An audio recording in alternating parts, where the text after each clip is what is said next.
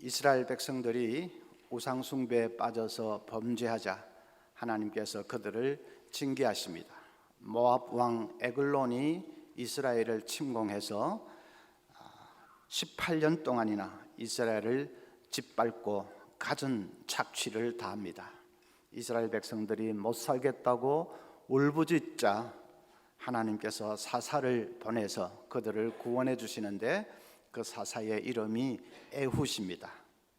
이제 사사기 강해를 우리가 들으니까 에훗 이 이름을 기억을 해야 되겠습니다.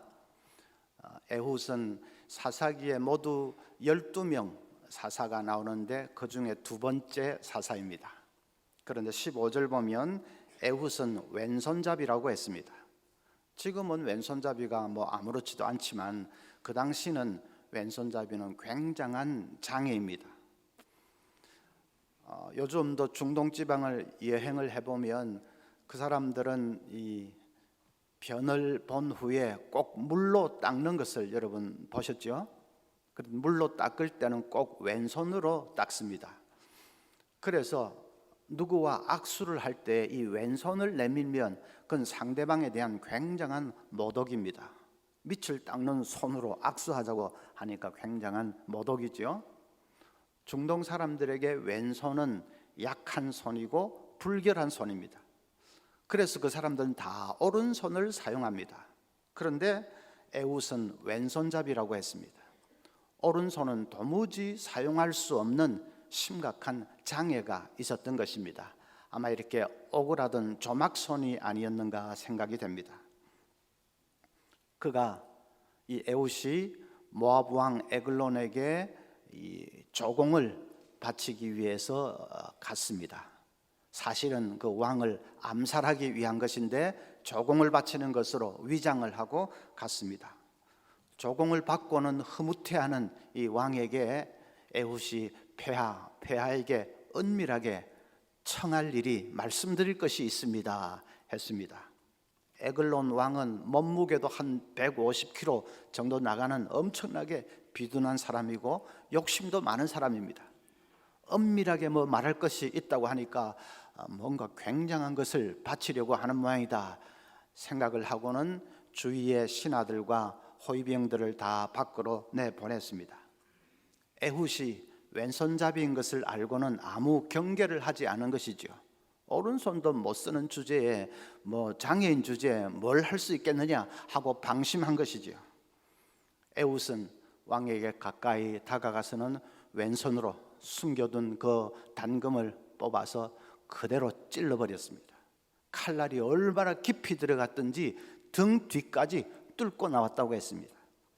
22절 보면 칼자루 또 나를 따라 들어가서 그 끝이 등 뒤까지 나갔고 그가 칼을 그의 몸에서 빼내지 아니하였으므로 기름이 칼날에 엉겼더라.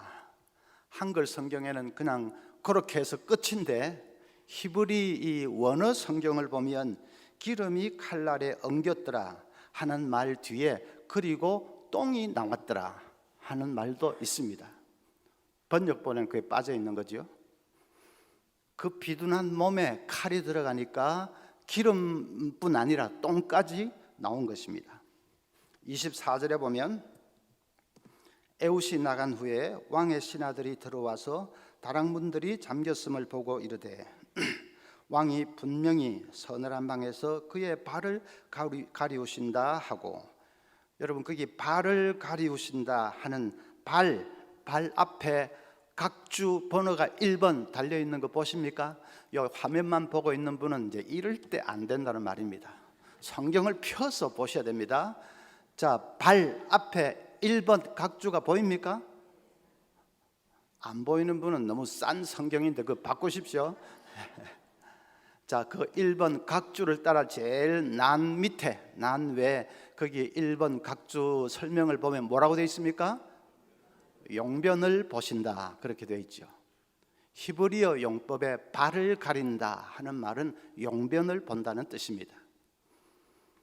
신하들이 안에서 이 대변 냄새가 나니까 왕이 용변을 지금 보고 계신 모양이다 생각을 하고는 문을 열어보지도 않고 그냥 그대로 둔 것입니다.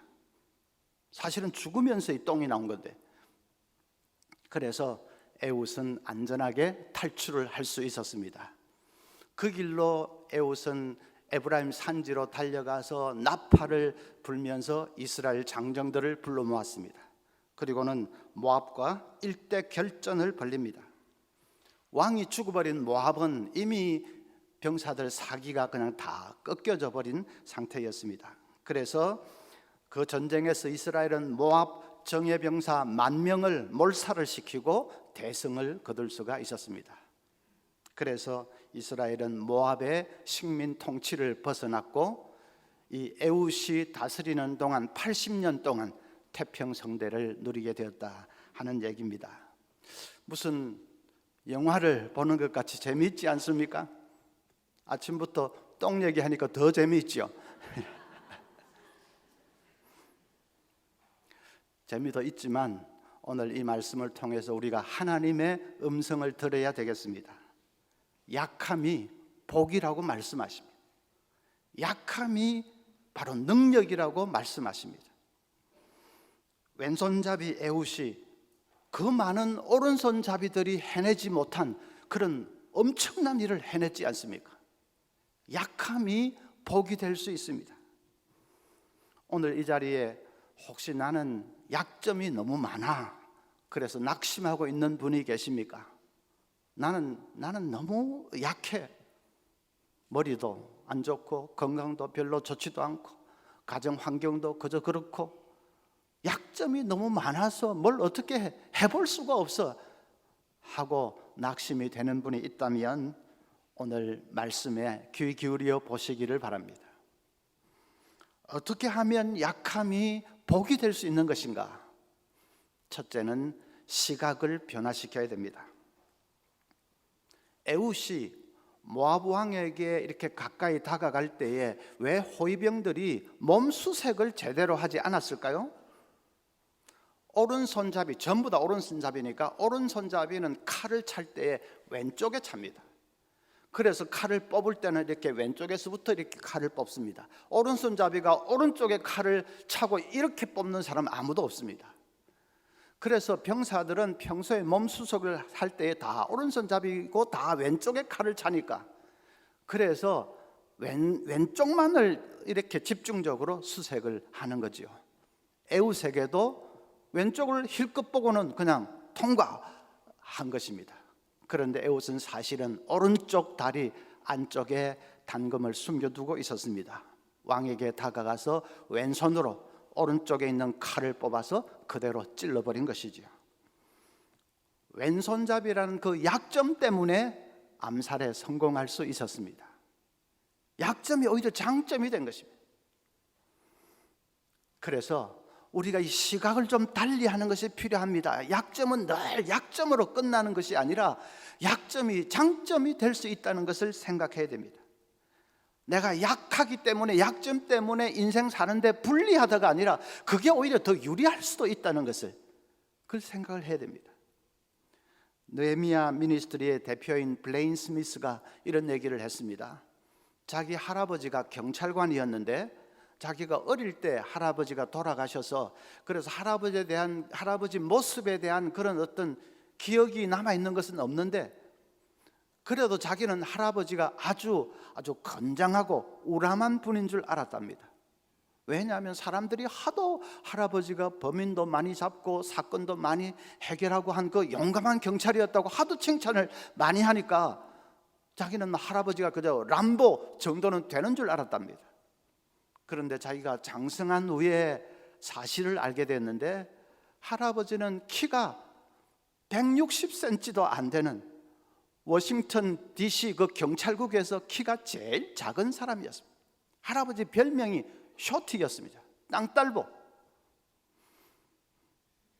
그런데도 사람들이 할아버지를 용감한 경찰이었다고 그렇게 극구 칭찬을 한 것은 할아버지 키가 너무 작았기 때문입니다. 단신이었기 때문에 조금만 열심히 해도 사람들이 다 칭찬하고 좋게 봐준 것이죠. 신문 기자들도 늘 그처럼 키가 작은 사람이 이런 일을 했다고 늘 호의적으로 그렇게 기사를 써주었습니다. 할아버지는 동료들 사이에서도 인기가 많아가지고 그래서 동료들이 밀어주어서 워싱턴 DC의 경찰협의회 회장까지 지냈습니다. 키 작은 단신이었기 때문에 오히려 사람들이 동정이든 뭐든 어쨌든 잘 봐주어서 그래서 그게 어디 득이 된 것입니다. 여러분, 우리도 그런 경향이 있지 않습니까? 키 큰 사람은 뭘 조금만 잘못해도 아이고 허우대만 멀쩡해가지고 금방 흉을 봅니다. 근데 저 같은 사람은 뭘 조금만 잘하면 역시 작은 고추가 매워 그러지요. 별로 잘한 것도 없는데도 칭찬을 해줍니다. 이 약점이 인생 사는데 오히려 도움이 될 수가 있습니다. 저도 총각 때는 키 작은 것 때문에 고민 많이 했지요. 그래도 지금 훤칠한 마누라 얻고 나니까 그 무슨 상관입니까? 우리 교회에서 저보고 키 작다고 깔보는 사람이 있습니까? 어떤 지사님은 우리 목사님은 키는 작아도 영적으로 거인이에요. 그럽디다. 제가 키가 컸으면 거인 소리 아마 못 들었을 겁니다. 키가 작으니까 그런 소리도 듣는 거죠. 또 걱정이 되는 것은 이 키 큰 사람들이 삐지지 않을까 걱정이 됩니다. 키 큰 게 잘못됐다는 말이 아닙니다. 키 큰 게 100번 좋지요. 키 작다고 기죽을 필요는 없다는 말입니다. 그게 인생 사는데 결정적으로 불리하다, 그런 건 아닐 때가 많다는 것입니다. 몇 년 전에 중학교를 졸업하고 바로 15살 나이에 바로 이 카이스트 학사 과정에 입학한 학생이 있어서 세간에 화제가 됐던 적이 있습니다. 카이스트의 역사상 최연소 합격이니까 그러니까 영재지요. 그런데 그 학생이 카이스트를 다니다가 어느 날 자기 친구에게 세상에는 나 같은 사람도 있다, 잘 지내라, 유서를 남기고는 아파트 옥상에서 투신 자살해버렸습니다.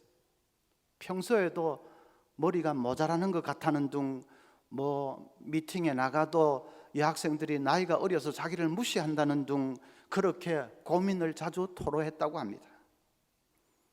머리는 분명히 천재인데도 자기 자신을 바라보는 눈은 극도로 부정적이었던 것입니다. 좀 그런 비슷하게 자기를 바라보는 사람들이 많습니다. 그래서 자기를 어떻게 바라보느냐 하는 그 시각이 중요합니다. 아무리 천재라도 자기를 그냥 부정적으로 바라보면 그럼 자살해 죽을 수도 있고, 아무리 약점투성이라도 그 약점도 인생 길게 살다 보면 장점이 될 수 있다 하고 긍정적으로 바라보면 얼마든지 성공적인 삶을 살 수도 있는 것입니다. 약점이 많으냐 장점이 많으냐 그런 것이 중요한 것이 아니라 그걸 어떤 시각으로 바라보느냐, 그것이 인생의 성패를 좌우합니다. 델마 톰슨이라는 여성은 남편이 모하비 사막에 있는 육군 훈련소에 배속이 되어서 자기도 남편을 따라 사막으로 갔습니다. 그런데 45도에 육박하는 그 폭염이 이글이글 끓지요. 눈을 제대로 뜰 수도 없는 모래바람이 수시로 불어대지요. 너무너무 견디기가 힘듭니다. 그래서 국방부 고위층에 있는 자기 아버지에게 편지를 썼습니다. 도무지 못 살겠으니까 어떻게든 손을 좀 써달라고 편지를 썼습니다. 며칠 후에 아버지에게서 답장이 왔는데 단 2줄로 되어 있는 간단한 답장이었습니다. 두 사람이 감옥에서 밖을 바라보았다. 한 사람은 진흙탕을 보았다. 다른 한 사람은 별을 바라보았다.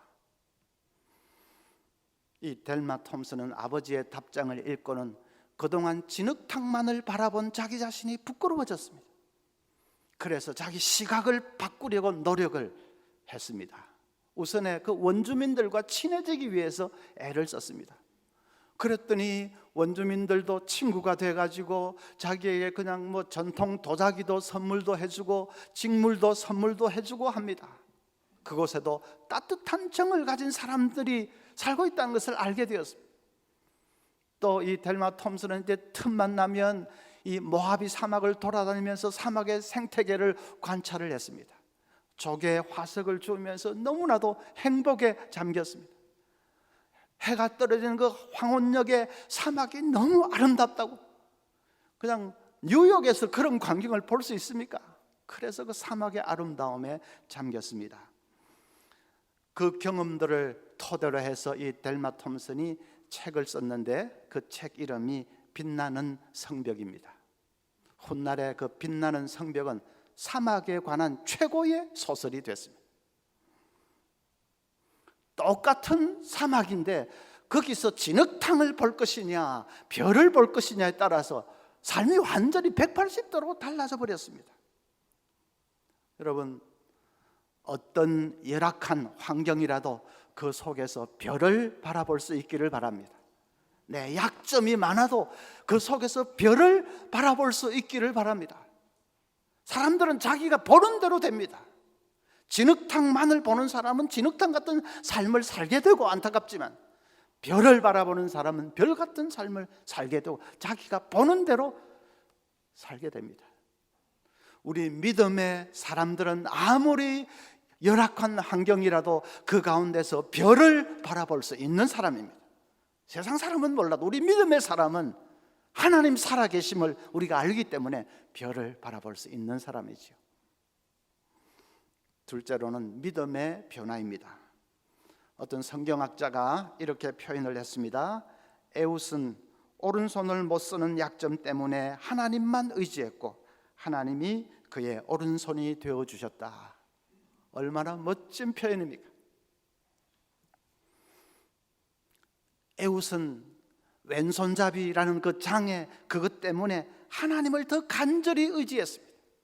다른 사람들이 하나님을 의지하는 것보다 10배, 20배, 100배 더 하나님을 간절히 의지했습니다. 그럴 때 하나님이 자기 오른손이 되어주시는 것을 경험한 것입니다. 시편 73편 23절에 내가 항상 주와 함께하니 주께서 내 오른손을 붙드셨나이다. 내가 항상 주와 함께하니. 왜 항상 주와 함께합니까? 자신의 약함 때문이지요. 약점 때문이지요. 그래서 어쩔 수 없이 주님만을 의지하고 주님만을 바라보고 주님을 자기 삶의 중심에 모셔드린 것입니다. 그렇게 항상 주님과 함께 했더니 주께서 내 오른손을 붙들어 주셨나이다. 여러분, 분명한 것은 인간이 얼마나 간사한지, 좀 자기가 이 강한 것이 있으면 하나님 의지하지 않습니다. 말은 주여 주여 하지만은 전심으로 의지하지는 않습니다. 자기 힘으로 다 할 수 있으니까요. 그러나 약함을 짊어지고 사는 사람은 하나님만을 의지하지 않을 수가 없습니다. 사도 바울이 좋은 케이스입니다. 바울에게 아주 중한 병이 있었죠. 얼마나 괴롭던지 그걸 육체의 가시라고 표현을 했습니다. 이 가시만 좀 없애주시면 내가 복음 사역을 더 잘할 수 있겠는데, 가시 없애달라고 간절히 기도합니다. 하나님의 응답이 왔는데 고린도후서 12장 9절에 나에게 이르시기를 내 은혜가 네게 족하도다. 이는 내 능력이 약한 데서 온전하여짐이라 하신지라. 그러므로 도리어 크게 기뻐함으로 나의 여러 약한 것들에 대하여 자랑하리니 이는 그리스도의 능력이 내게 머물게 하려 함이라. 응답이 왔는데 그 가시를 그대로 짊어지고 살아라 하는 것이 응답이었습니다. 그 약함 가운데서 네가 전심으로 나만을 의지하면 그러면 내가 너의 삶을 대신 살아주마, 그렇습니다. 너의 능력으로가 아니라 내 능력으로 살게 해주마, 그렇습니다. 그 응답을 받아들고 바울이 너무나도 기뻐서 그 다음에 뭐라고 하지요? 나의 여러 약한 것들에 대하여 자랑하리니. 강함이 자랑거리가 된 것이 아니라 약한 것이 자랑거리가 되었습니다. 약함이. 하나님의 능력이 흘러 들어오는 축복의 통로인 것을 알게 되었기 때문입니다. 워치만 니는 1900년대 중국 교회를 대표하는 영적인 지도자입니다. 책도 많이 썼는데 저도 대학 시절에 구원의 확신이 없어서 헤맬 때 이 워치만 니 책을 통해서 구원의 확신을 가지게 된 그런 일도 있습니다. 그분 책에 보면 이런 간증이 나옵니다. 워치만 니는 이런저런 시련을 많이 겪었는데 그 중에서 폐병은 정말 감당하기 벅찬 짐이었습니다.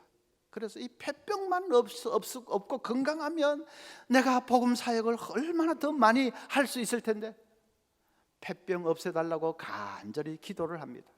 하루는 간절히 기도하는데 눈앞에 환상이 나타났습니다.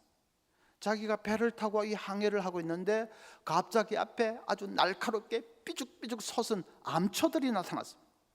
그대로 가다가는 배가 암초에 부딪혀서 좌초될 것 같습니다. 그래서 주님 어떻게 합니까? 도와주세요. 다급하게 기도를 했습니다. 하나님의 음성이 들려오는데 내가 저 암초들을 뽑아주랴 아니면 강물로 덮어주랴. 순간적으로 워치만이 생각을 해보니까 그냥 강물이 불어나서 그 암초를 다 덮어버리고 그 위를 그냥 배가 지나갈 수 있다면 그게 더 간단할 것 같습니다. 그래서 강물로 덮어주십시오. 그러자 환상이 사라졌습니다. 워치만니는 그것이 무슨 뜻인지를 곧 깨닫게 되었습니다. 자기는 폐병이 있으면 하나님 사역을 제대로 감당할 수 없을 줄로 생각을 했습니다. 그런데 그 폐병이 있어도 얼마든지 능력의 삶을 살 수 있다는 것을 알게 된 것입니다. 폐병 때문에 하나님을 더 간절하게 의지하게 되고, 그래서 성령 충만하게 되면 그것이 바로 능력인 것을 깨닫게 된 것입니다. 정말로 워치만 니는 폐병을 그대로 가지고도 수많은 사람들을 그리스도께로 인도하는 그런 위대한 전도자의 삶을 살았습니다. 우리는 자꾸 암초를 없애달라고 합니다. 이 암초 때문에 내가 아무것도 못하겠다고 합니다. 이 암초 때문에 내 삶이 너무 비참하다고 합니다. 그러나 중요한 것은 암초가 아니라 내 믿음입니다. 내가 정말로 하나님을 의지하고 하나님을 바라볼 수만 있다면, 정말 하나님을 내 삶의 한가운데로 모셔드릴 수만 있다면, 그때부터는 이제 내가 사는 것이 아니라 주께서 내 삶을 살아주시는 것입니다. 그래서 차라리 암초가 축복입니다. 그 암초 때문에 내가 전심으로 하나님만을 바라보게 되었으니, 그 암초 때문에 내가 세상의 잡동사니는 다 내려놓고 하나님만을 붙들게 되었으니까 암초가 축복이지요. 바울 사도가 약함을 자랑한다 한 바로 그것이죠.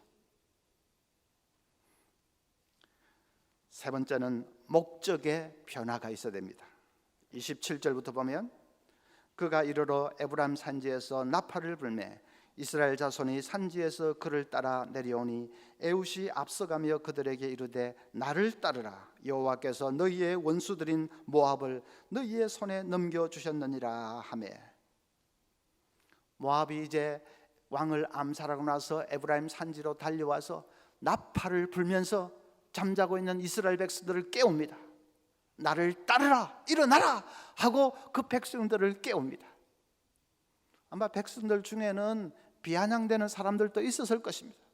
저 왼손잡이 주제에 뭐가 잘났다고 저렇게 나서느냐 하고 아마 입을 삐죽대는 사람들도 있었을 것입니다. 그걸 알면서도 에훗이 분연히 일어선 이유가 뭐죠? 그의 속에 불꽃이 타오르고 있었습니다. 하나님의 영광을 위해서 살고 싶은 열정의 불꽃이 타오르고 있었습니다. 지금 하나님의 백성들이 이방 나라, 우상 섬기는 나라 그 모압에게 짓밟히고 있지 않습니까? 하나님의 영광이 완전히 땅바닥에 그냥 짓밟히고 있지 않습니까? 그걸 보면서 에훗은 견딜 수가 없는 그런 마음의 불꽃이 타올랐던 것입니다. 그래서 자기 생명을 걸고 왕궁에 잠입해서 왕을 암살해 버렸습니다. 그러고는 이제 나팔을 불면서 백성들을 깨우고 있습니다. 속에서 불이 훨훨 타고 있습니다.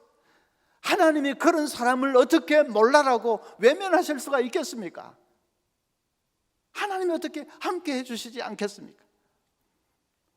그래서 에훗은 그 위기에 처한 나라와 민족을 구해내는 위대한 사명을 감당할 수가 있었습니다.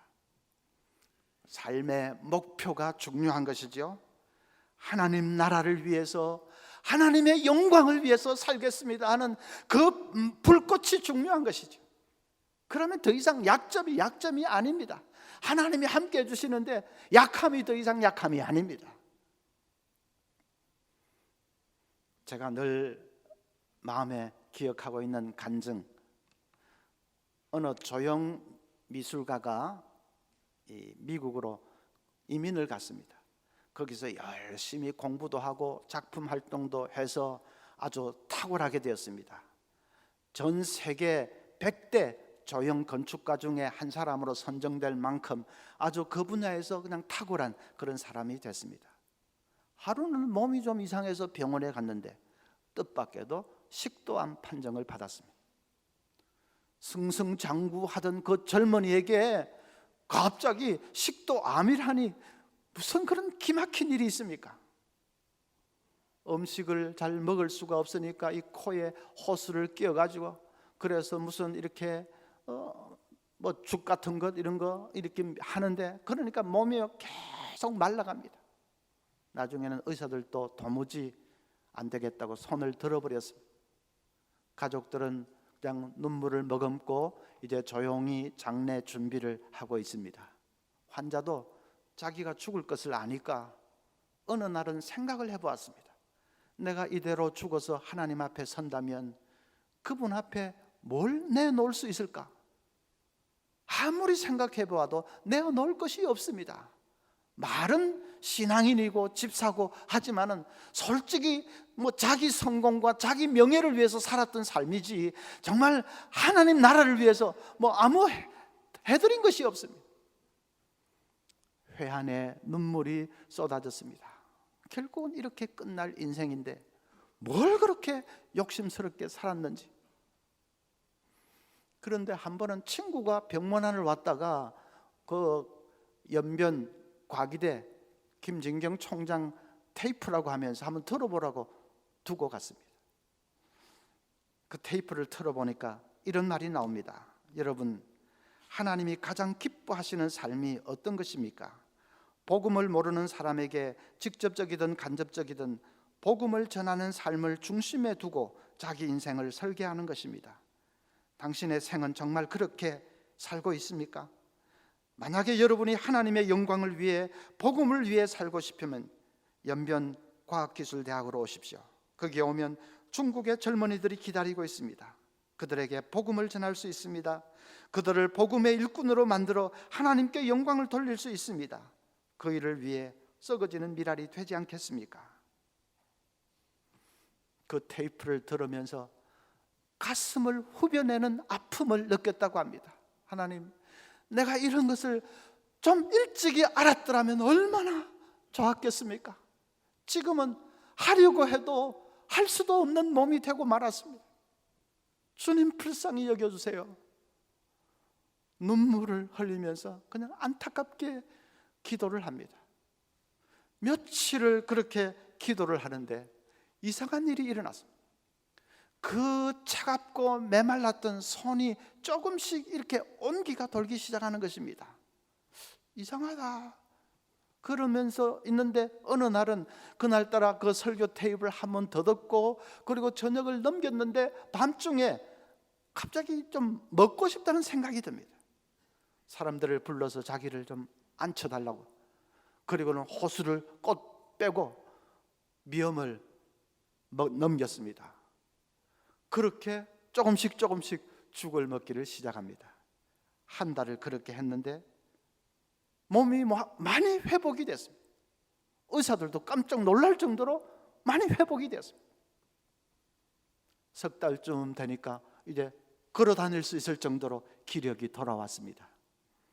그분이 가방을 싸서 부인과 함께 연변 과학기술대학으로 갔습니다. 이제 나도 하나님의 나라를 위해서, 복음을 위해서 내 몸을 던져보자. 하나님께서 이것을 위해서 나를 살려주셨는데 얼마를 살든지 나도 내 인생을 한번 불태워보자. 그렇게 간 것입니다. 그래서 과학기술대학의 건축학과 교수로 일하게 되었습니다. 그분이 권길중 박사입니다. 세계적으로 이름을 날리던 이 조형 건축가에 비하면 과기대는 너무나도 초라한 직장이지만은 그래도 아침마다 집을 나서면서 정말 가슴이 뿌듯한 그런 행복에 젖는다고 했습니다. 지금 과기대가 완전히 이제 공산당이 다 넘어가 버렸으니까 상황이 완전히 달라져서 그분이 거기에 있지 않지 싶습니다. 그 이후의 소식은 모르는데 하여튼 살아있다면 분명히 체험을 했으니까 어디서든지 하나님의 나라를 위해서 아마 열심히 섬기고 있겠죠. 여러분, 우리 하나님은 살아계십니다. 하나님 살아 역사하시는 것을 여러분 믿으시기를 바랍니다. 하나님의 영광을 위해서 살겠다고 가슴에 불꽃이 튀는 사람을 하나님은 외면치 않으십니다. 기적을 일으켜 주실 것입니다. 약점도 장점이 되도록 생각지도 못한 방법으로 하나님 역사하실 것입니다. 전심으로 하나님 의지하는 것이 중요합니다. 늘 하나님 바라보면서 그분이 내 삶의 한가운데 오시도록 그렇게 전심으로 하나님 의지하십시오. 그러면 약함이 오히려 축복의 통로가 되는 그런 복을 누릴 수 있을 것입니다. 우리 모든 성도들이 그 은혜와 복을 누릴 수 있기를 간절히 소원합니다.